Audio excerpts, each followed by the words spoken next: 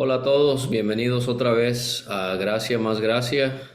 Como has visto en el título, vamos a ver el día de hoy el Salmo número 19. Hemos estudiado cada uno de los salmos y la meta es poder estudiar cada uno de los 150 salmos que tenemos en la palabra de Dios.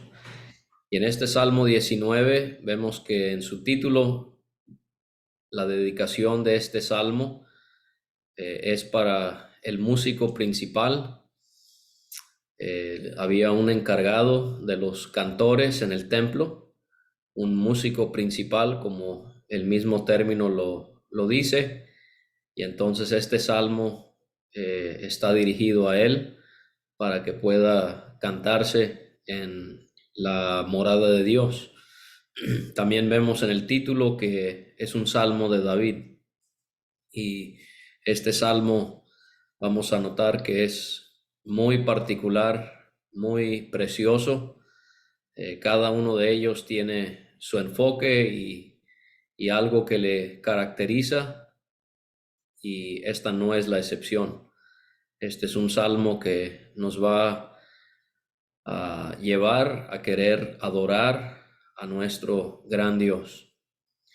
Vamos a ver que este salmo se divide en dos partes. Del versículo 1 al versículo 6 vemos que aprendemos acerca de lo que nos comunica la creación de Dios.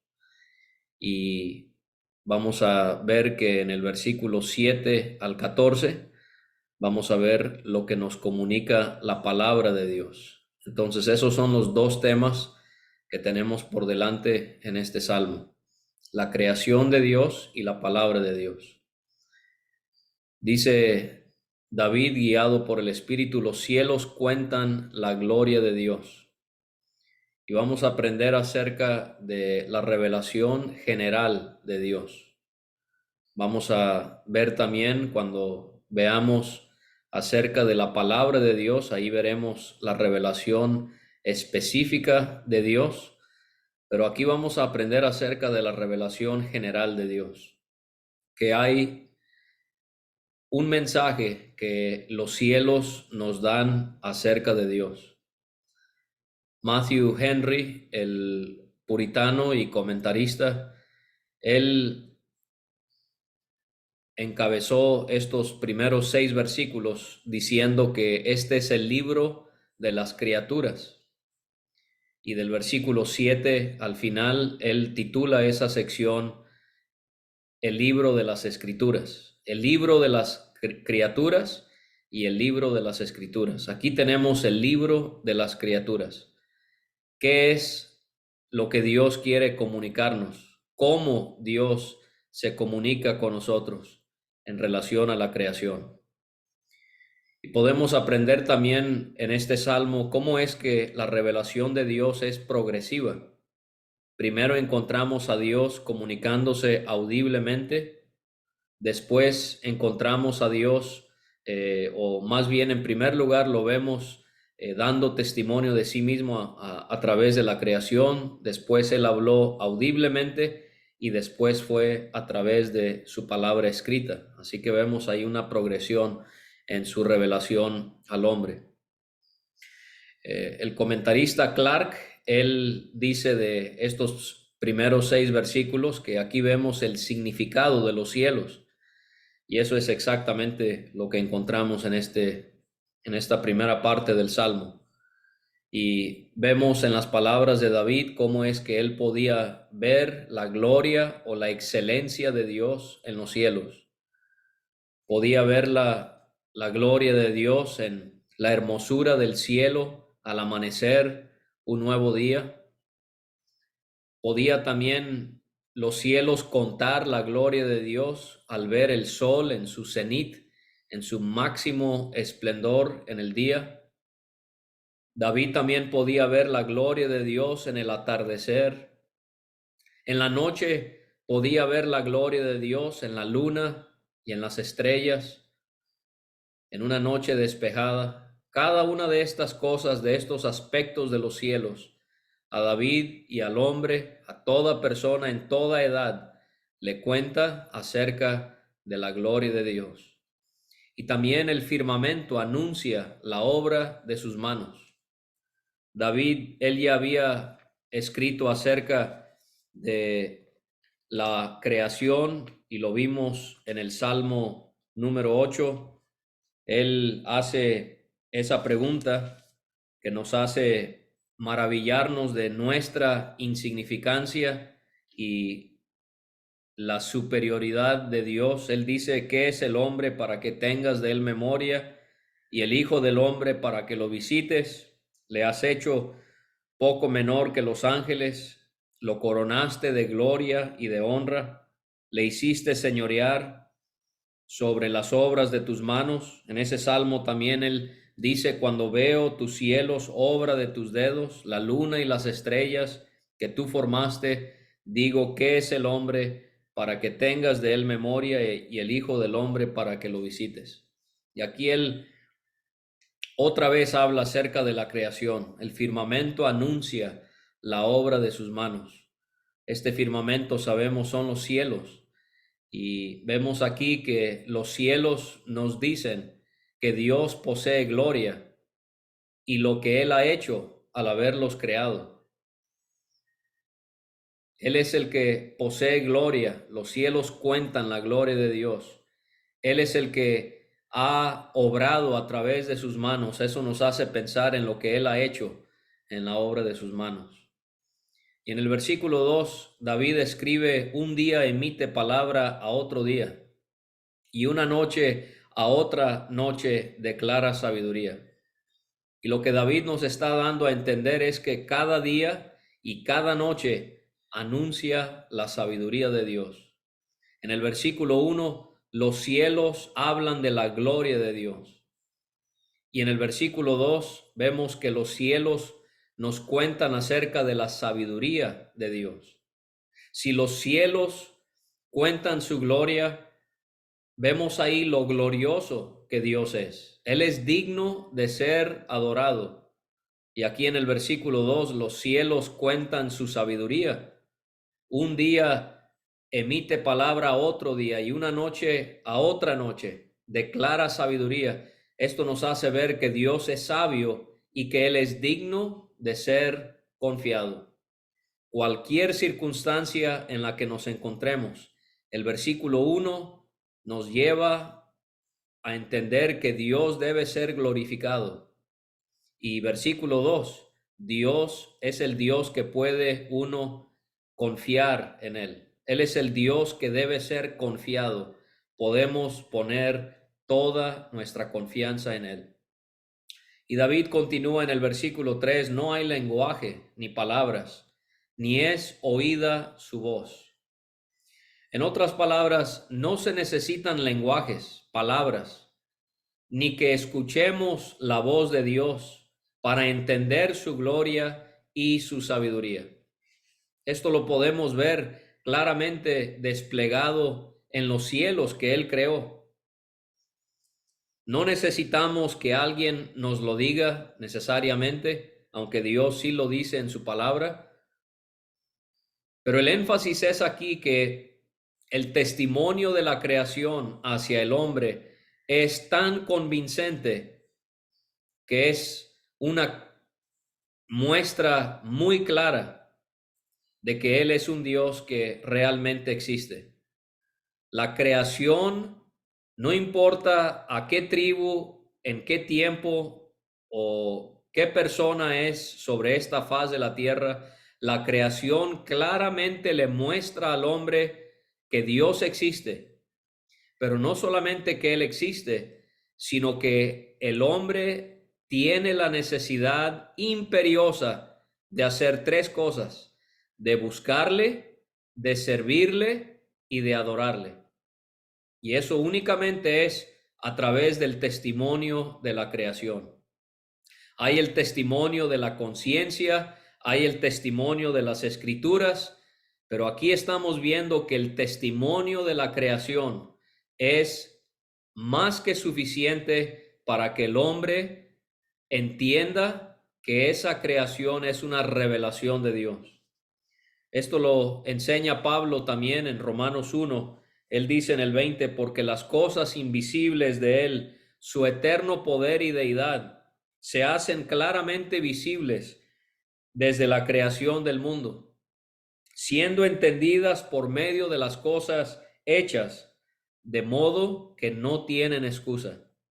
Pues habiendo conocido a Dios, no le glorificaron como a Dios, ni le dieron gracias, sino que se envanecieron en sus razonamientos y su necio corazón fue entenebrecido. No hay ser humano sobre la tierra que podrá decir es que yo no recibí una oportunidad.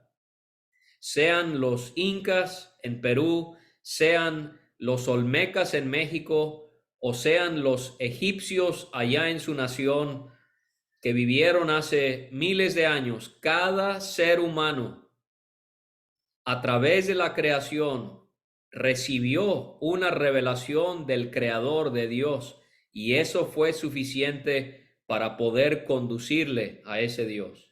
La creación, lo repito, no solo le muestra al hombre que Dios existe, pero le hace ver su necesidad de que tiene que buscar a ese Dios, tiene que servirle a ese Dios y necesita adorarle a ese Dios. Pablo en Romanos 1 claramente nos hace ver que a través de la creación es posible que el hombre conozca a Dios.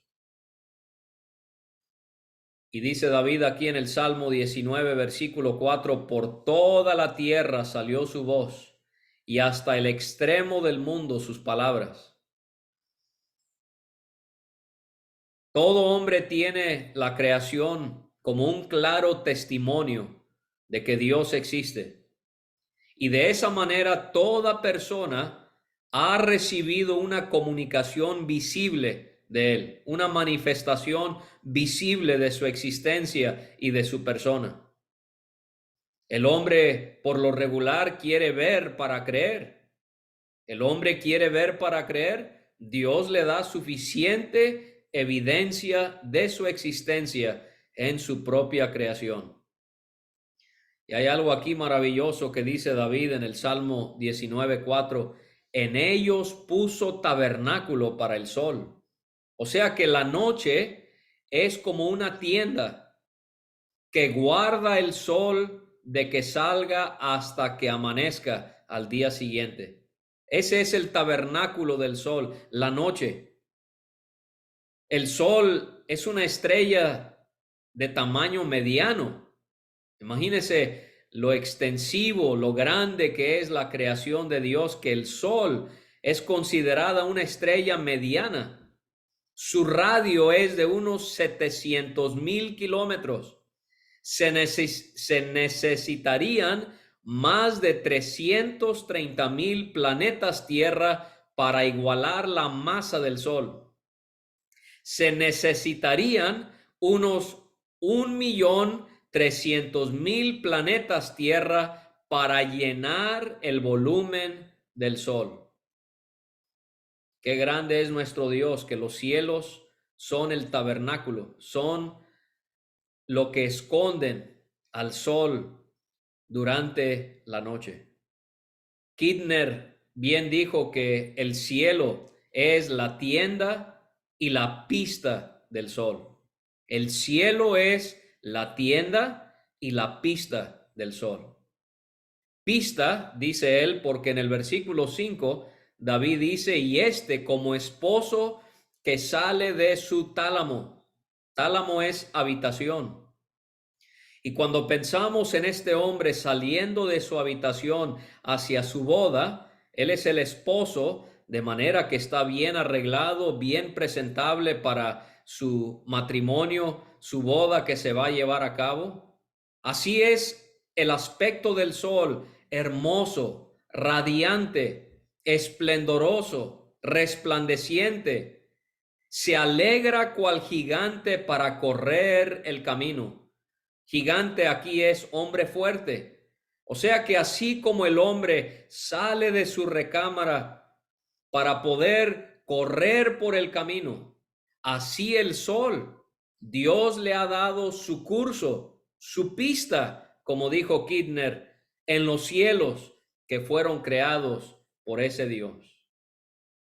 En el versículo 6 dice, de un extremo de los cielos es su salida y su curso hasta el término de ellos. Esto fue utilizado por Pablo en Romanos 10 para hacer claro que Dios le dio oportunidad a todos los gentiles, a pesar de que ellos no recibieron los privilegios que en su tiempo sí recibieron los judíos. Dios no se olvidó de los gentiles. Y de un extremo de los cielos es su salida y su curso hasta el término de ellos, y nada hay que esconda de su calor. Qué increíble que no hay rincón de la tierra que no reciba ni la luz ni el calor del sol, figurativamente hablando. Así es la gloria de Dios vista en los cielos. La gloria de Dios llena esta tierra. Dice en Números 14, Dios, mi gloria llena toda la tierra. En el Salmo 72 dice, toda la tierra está llena de su gloria. ¿Qué dicen los serafines en Isaías 6? Santo, santo, santo, Jehová de los ejércitos, toda la tierra está llena de su gloria. Ahora del versículo 7 hasta el final de nuestro Salmo 19, vamos a ver entonces lo que nos comunica ya no la creación de Dios, pero ahora la palabra de Dios. Esta es la revelación específica de Dios. Su revelación general es la creación. Los cielos cuentan su gloria. Pero ahora vemos su revelación específica que Dios nos da en su palabra, que Él nos dice es inspirada por su Espíritu. Decíamos que Matthew Henry, él dice de estos versículos que este es el libro de las Escrituras. Tenemos el libro de las criaturas, ahora tenemos el libro de las Escrituras. Clark nos dice de estos versículos, este es el mensaje de las Escrituras. Y él nos dice, David, guiado por el Espíritu, nos va a hablar distintas cosas acerca de la palabra de Dios. Y la primera es, la ley de Jehová es perfecta. Ley es una forma común en la Biblia de referirse a las Escrituras. Puede referirse únicamente al Pentateuco o puede recibirse a todo el canon inspirado por Dios. Aquí se refiere a todas las Escrituras. La ley de Jehová es perfecta. Al revelarse a través de su creación, se presenta a sí mismo como Dios en los primeros 6 versículos. El nombre en hebreo de Dios, Él, E-L.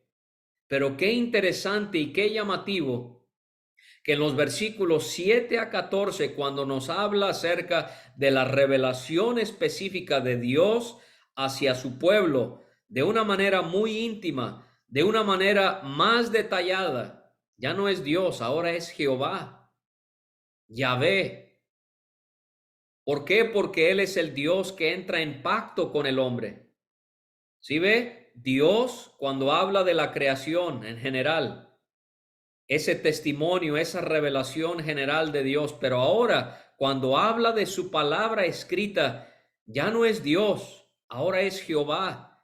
Aquí en el versículo 7, la ley de Jehová. En el versículo 8, los mandamientos de Jehová. En el versículo 9, el temor de Jehová. Jehová no está en los primeros 6 versículos, es Dios. Pero aquí sí, Él es el Dios de convenios. La Biblia es un la Biblia es un libro de pactos, y así conocemos en parte el carácter de nuestro Dios, que quiere tener una cercanía con nosotros. La ley de Jehová es perfecta, es completa. Esta palabra en hebreo es completa, es entera. Podemos decir aquí 3 cosas por lo menos acerca de la Biblia, en la cual tenemos que estar claros como cristianos. 1, la Biblia es inerrante, o sea, no tiene error. La Biblia es infalible, o sea, no puede errar. Y la Biblia es suficiente. No necesitamos más. Ya la revelación de Dios por escrito está culminada, consumada. Leemos como dice Pablo en 2 de Timoteo 3, a fin de que el hombre de Dios sea perfecto. Por eso es que la escritura es inspirada por Dios. Es útil para enseñar, para redarguir, para corregir, para instruir en justicia. ¿Para qué? A fin de que el hombre de Dios sea perfecto. No necesitamos ya visiones, revelaciones, profetas, apóstoles, no, ya todo quedó culminado. La Biblia, la ley de Jehová es perfecta y nosotros debemos acatarnos a lo que esa ley nos dice. Pero también dice el Salmo, convierte el alma, convierte, hace volver, hace regresar. Es la idea en el hebreo. O sea que la Biblia es un libro, es un documento que va más allá de nuestro intelecto y hace que el alma una y otra vez regrese a donde Dios quiere que nos encontremos. Así debemos de visualizar la Biblia. Es perfecta, convierte nuestra alma. Pero la otra cosa que nos dice David es que el testimonio de Jehová es fiel. Esta palabra testimonio es otra forma común de describir la palabra de Dios en la Biblia. El testimonio, ¿por qué? Porque a través de la Biblia Dios nos testifica. Él nos habla, es su testimonio a nosotros. Y el testimonio de Jehová es fiel. Esta palabra fiel en el hebreo tiene que ver con apoyar, con confirmar, con ser constante. ¿Qué quiere decir esto? Que podemos confiar en el testimonio de Jehová. Podemos poner nuestra confianza en el testimonio de Jehová. Podemos apoyarnos en lo que ella nos dice. Pero también no solamente es fiel, pero hace sabio al sencillo. La Biblia es lo que nos da el conocimiento que tanto requerimos para poder tomar decisiones acertadas en la vida. La Biblia es el manual, es el instructivo para que usted y yo podamos tomar decisiones que glorifican a Dios. Por eso no podemos pensar en la Biblia siendo un libro intelectual.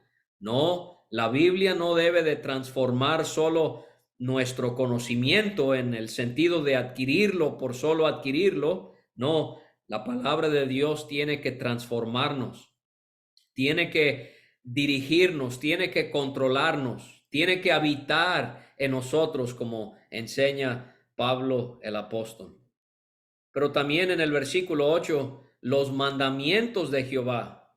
Mandamientos también se refiere a toda la palabra de Dios. Es lo mismo que la ley, el testimonio, en el versículo 7, en el versículo 8, mandamientos y precepto, versículo 9, temor y juicios. Cada una de esas palabras se refieren a la Biblia, a la palabra de Dios. Los mandamientos, ¿por qué? Porque obviamente Dios en su palabra nos da mandatos, nos da leyes que tenemos que seguir. Y estos mandamientos, ¿cuál es el adjetivo que utiliza ahora David? Es que son rectos, son correctos, son justos. Dios, que posee perfecta moralidad, nos delinea en su palabra cuál es esa moralidad que nosotros debemos ejemplificar en nuestras vidas. O sea que la lectura de la Biblia nos debe de llevar a vivir una vida de rectitud. ¿Por qué? Porque los mandamientos de Jehová son rectos. Y vamos a ver distintos adjetivos que David emplea en cuanto a la palabra de Dios. Es perfecta, es fiel, es pura, es limpia, es verdad, es justa. Cada una de estas cosas deben de transformar nuestra manera de ver la palabra de Dios y el efecto que debe tener en nosotros. ¿Qué hacen los mandamientos de Jehová que son rectos? Alegran el corazón.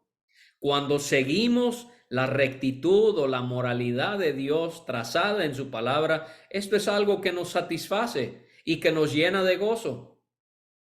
También dice él de la palabra de Dios, el precepto Otra manera de referirse a la Biblia, el precepto, esta palabra precepto es estatutos, los estatutos de Jehová. El precepto de Jehová es puro o limpio.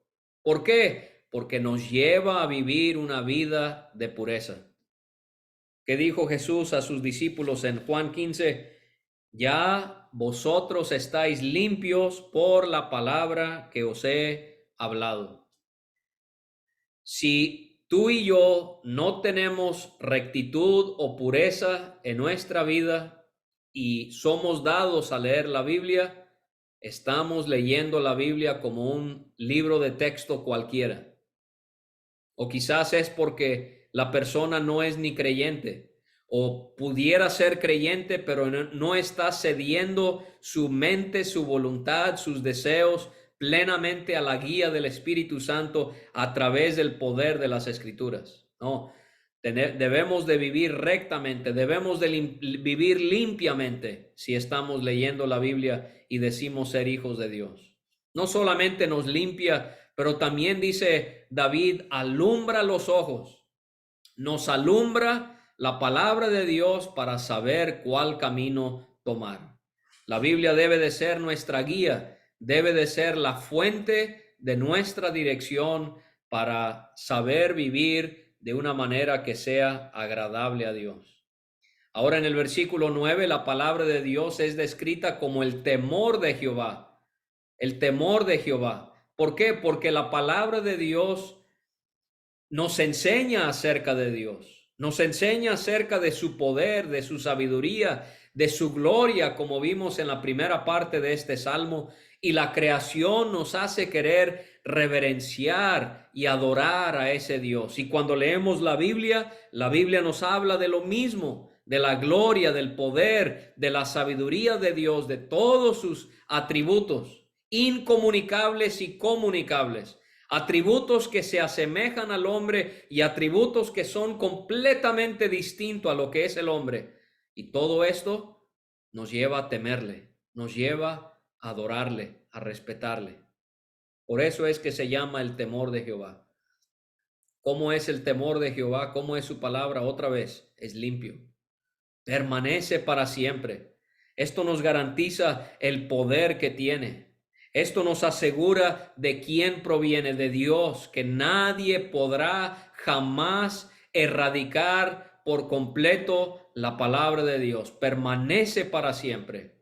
Los juicios, otra manera en la que se habla acerca de la Biblia, los juicios de Jehová son verdad.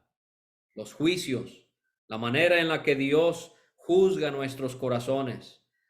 Vemos a Dios el juez en toda su justicia y cómo Él quiere comunicarnos su palabra que es verdad. Todos justos, dice David. Su palabra carece de cualquier cosa que sea injusta, torcida o perversa. Los juicios de Jehová son verdad, todos justos. Ahora en el versículo 10, David nos hace ver cómo debemos de mirar también la palabra, cómo debemos de desearla, a qué grado. Bueno, él dice, deseables son más que el oro y mucho y más que mucho oro refinado. Este es el valor que debemos darle a la palabra. No debe haber algo por encima de la Biblia que tenga más valor para nosotros que haya en este mundo. No, es mejor que el oro. Pero también la compara la Biblia con la miel. Dulces más que la miel y que la que destila del panal. Si el hecho de que la Biblia es mejor que el oro nos hace pensar en el valor que debemos de darle a la Biblia, el hecho de que es más dulce que la miel nos hace pensar en el disfrute que debe darnos la palabra de Dios. Realmente, honestamente, puedo yo decir que la Biblia es para mí mejor que todo el oro. ¿Realmente pudiera yo decir que la palabra de Dios es más dulce que la miel? Esto es lo que David quiere que veamos acerca de las Escrituras. Ahora, David en los versículos que restan, él hace ver cómo la palabra de Dios le hace no solamente mirar a Dios, pero le hace también mirar adentro. Tu siervo es además amonestado con ellos. Esta palabra amonestado es advertir, enseñar, iluminar. ¿Por qué? Porque la palabra de Dios nos hace ver los defectos que tenemos. La palabra de Dios nos hace ver los pecados que consentimos. La palabra de Dios nos hace ver todas las formas en las que desagradamos a Dios. La Biblia nos advierte sobre las consecuencias que hay a nuestro pecado y a nuestra desobediencia. Tu siervo es además amonestado con ellos. Antes de leer la Biblia, debemos pedirle a Dios que la palabra nos dé consuelo, nos anime, nos haga crecer en nuestro conocimiento, pero también debemos de pedir que la Biblia nos amoneste, que la Biblia me enseñe mis faltas y me advierta acerca de las consecuencias que hay a mi necedad. O sea que hay amonestación, pero también hay recompensa, porque dice David, en guardarlos hay grande galardón. Debemos de tener ese deseo de obedecer lo que leemos en la palabra, preguntarnos el pasaje que he leído, ¿cómo puedo yo obedecer esto en mi vida? Porque hay grande galardón. Y David continúa meditando dentro de sí y él pregunta en el 12, ¿quién podrá entender sus propios errores? O sea, ¿qué podemos hacer para poder observar lo que hay en nosotros que es desaprobable delante de Dios? Y David, él dice, líbrame de los que me son ocultos. David está reconociendo que por más que él procura mirarse a sí mismo y examinarse, se da cuenta que hay cosas que él no puede identificar, que no son agradables a Dios. Líbrame de los que me son ocultos.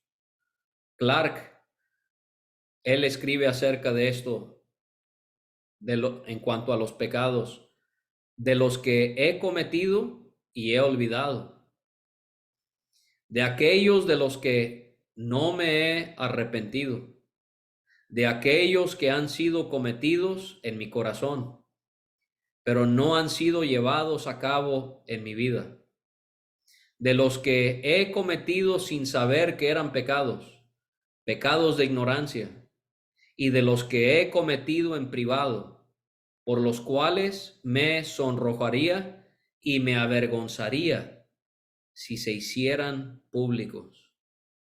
¿Estamos orando esto? Dios, líbrame de los que me son ocultos. Ocultos porque son cosas que he tratado de esconder de Dios y de los demás. Ocultos porque son cosas que están en mí y que ni me doy cuenta que están ahí. David pide, preserva también a tu siervo de las soberbias. A David le preocupan los errores ocultos, pero también le preocupa la soberbia, las soberbias en plural. Estamos confesando cada vez que tenemos actitudes, emociones, acciones de orgullo. Cada vez que pienso que yo sé mucho, cada vez que pienso que estoy por encima de los demás, estoy confesando eso al Señor. Estoy pidiéndole, Dios, guárdame de las soberbias.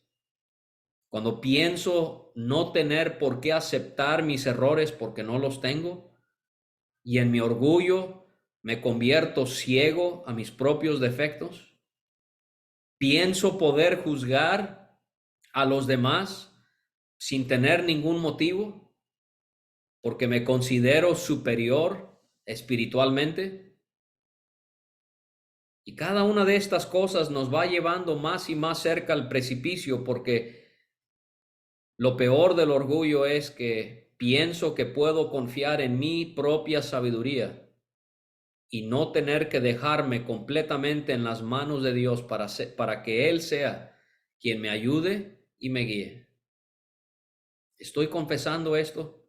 Me doy cuenta de la cantidad horripilante de soberbia que hay en mi corazón. ¿Lo estás haciendo tú? David dice, guárdame de eso. David pide que no se enseñoreen de mí las soberbias, que no tomen control de mi persona. No, él dice, entonces seré íntegro, completo, y estaré limpio de gran rebelión. Esto es como debemos de leer la Biblia. Cada día evaluándonos. ¿Qué hay en mí hoy que yo necesito cambiar?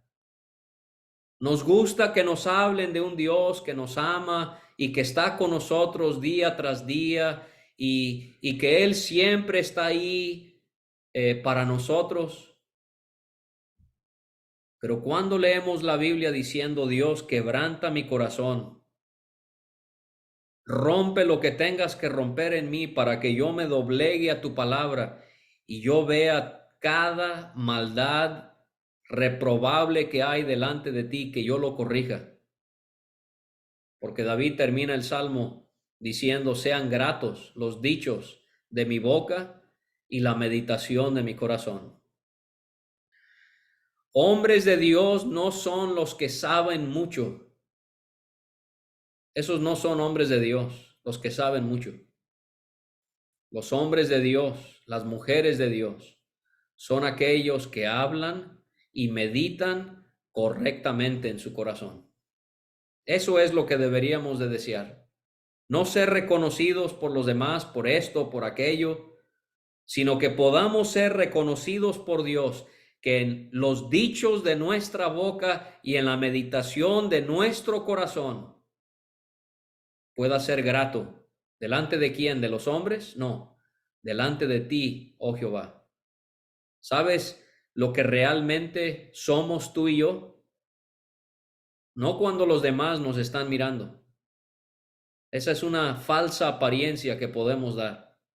El verdadero yo es cuando no hay nadie a mi lado. El verdadero yo es cuando nadie me puede ver.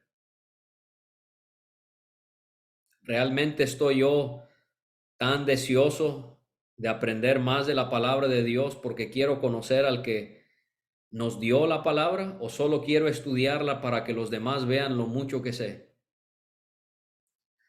¿Realmente me quebranto pensar que hay personas que van al lago de fuego cuando estoy solo?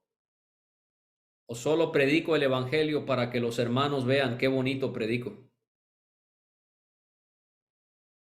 Esa es la hipocresía en la que podemos caer.